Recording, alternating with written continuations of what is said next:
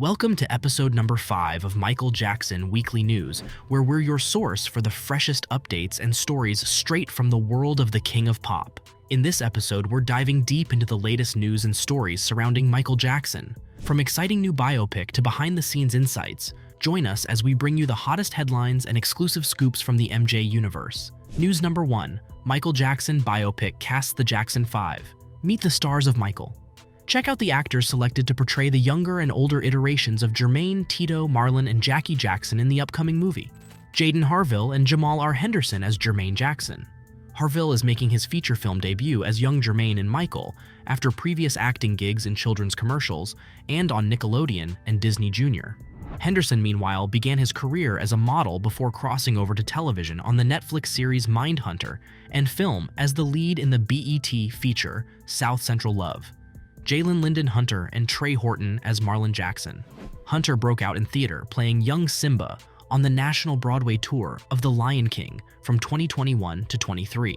He also has plenty of experience in his Michael role, having played young Marlon and understudied young Michael on the first national tour of MJ the Musical. Horton also comes primarily from the theater, having previously played Luke in Amen Corner, Richie in A Chorus Line, and Lei Fu in Beauty and the Beast, as well as numerous television and film productions. Judah Edwards and Ryan Hill as Tito Jackson. Edwards can be seen on the Hulu mystery series Saint X and heard in voice acting roles on Netflix's ADA Twist, and Dee and Friends in Oz, and Nickelodeon's Blaze and the Monster Machines. Hill is perhaps best known for his role as Devante on BT Plus' The Michael Blackson Show, and in appearances on Grey's Anatomy and Lovecraft Country. However, he is also an accomplished dancer. The multi-talented performer had a featured performance in Childish Gambino's iconic This Is America music video.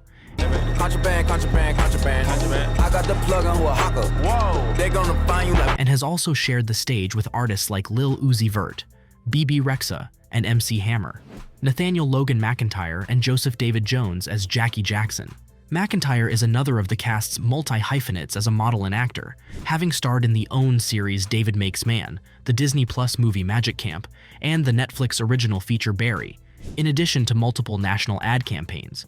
He also played young Simba on tour in The Lion King before continuing the role on Broadway. David Jones has appeared on television as Connor Hawke, aka the Green Arrow on the CW's Arrow and Legends of Tomorrow, and can next be seen in the network's upcoming reimagining of the 4400. In film, the actor had a co-starring role in the Divergent series, Allegiant, and also appeared in Detroit and Roman J. Israel. Esquire.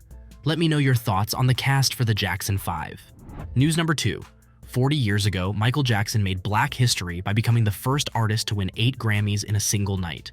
This week, 40 years ago, Michael Jackson made history at the 26th Annual Grammy Award at the Shrine Auditorium in Los Angeles on February 28, 1984. By winning 8 Grammys in one night, Jackson dominated various categories, and from the 12 nominations he had, he secured victories for Album of the Year, Thriller, shared with co-producer Quincy Jones, Best Pop Vocal Performance, Male, Thriller, Record of the Year, Beat It, Best Rock Vocal Performance, Male, Beat It, Best R&B Song, Billie Jean, Best R&B Vocal Performance, Male, Billie Jean, Producer of the Year, Non-Classical, Quincy Jones, shared with Michael Jackson, Best Recording for Children, The E.T. Storybook. This award was for the children's storybook adaptation of the movie E.T., which featured songs narrated by Jackson.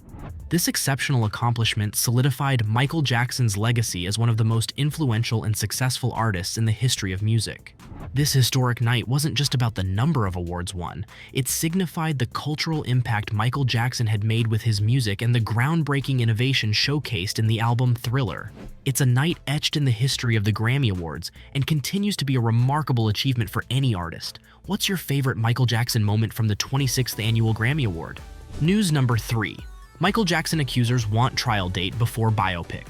Wade Robson and James Safechuck, the Michael Jackson accusers featured in the 2019 documentary Leaving Neverland, have been granted the right to combine their negligence lawsuits against Jackson's companies, and they want a trial before the Antoine Fuqua-directed Michael biopic comes out in April of 2025.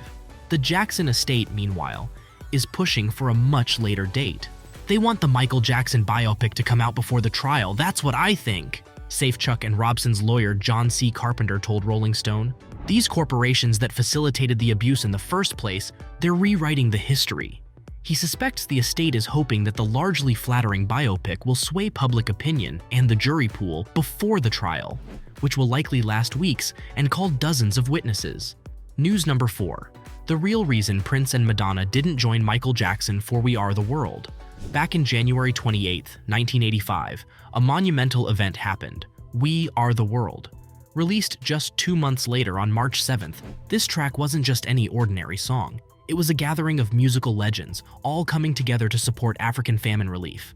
Picture this: Stevie Wonder, Diana Ross, Bob Dylan, Billy Joel, Tina Turner, Bruce Springsteen, and many more. Written by none other than Michael Jackson and Lionel Richie, and produced by Quincy Jones and 80s hitmaker Michael O'Martian, this single went on to sell a staggering 20 million copies. It was truly a moment that defined an era. But where were Prince and Madonna during that star-studded recording session at A&M Recording Studios in Hollywood? Prince and Jackson were kind of rivals back in '84 after Purple Rain became a huge hit. Sheila E., who was close to Prince, tried to get him to join in on the recording session. Lionel Richie invited her, hoping she could convince Prince to come. But Prince would only come if he could record a guitar solo in a room all by his regal self. So, since Prince wanted to record solo and there were too many people around, Huey Lewis stepped in and sang the part that was originally meant for Prince. But at least Prince was invited. That wasn't the case for Madonna. Back when Madonna was just starting to make her mark with her debut album in 1983 and the huge success of Like a Virgin in 1984, she was passed over in favor of Cyndi Lauper. Cyndi was on fire with her album She's So Unusual, especially with the hit Girls Just Want to Have Fun. The decision to go with Cyndi instead of Madonna was all thanks to Ken Cragen, Lionel Richie's manager at the time, who was the mastermind behind We Are the World. In the documentary, Ken's associate Harriet Sternberg spills the beans, saying, "I was all for Madonna, but Ken was firmly in Cyndi's corner." News number 5. Trespassing outlaws entered Michael Jackson's former home, Neverland Ranch. A group of daring rebels, dressed in black and masked with balaclavas, boldly trespassed into the legendary Neverland Ranch, Michael Jackson's iconic home. Equipped with cameras, GoPros, and drones, they ventured onto the property with audacious courage. Climbing the train station and enjoying impromptu rides in the amusement park, they explored the vast estate without fear of consequences. Their daring stunt, caught on camera, showed how they cleverly avoided security. Why did they do it? Maybe they wanted a taste of internet fame. But what they might have seen as harmless fun was actually a crime, not just against property, but against the memory of Michael Jackson, whose legacy lives on at Neverland. I don't know if they broke in or if they had someone's permission to do all that, but at least now we know that Neverland is still in good condition. We're sharing the videos of the trespassers in case it helps find them and bring them to justice. That's a wrap for today's Michael Jackson Weekly News, Episode 5. What did you think of the updates we shared? We'd love to hear your thoughts in the comments below. And if there's anything Michael related you'd like us to cover in our next episode, don't hesitate to let us know in the comments as well. Thanks for watching, and we'll catch you in the next video.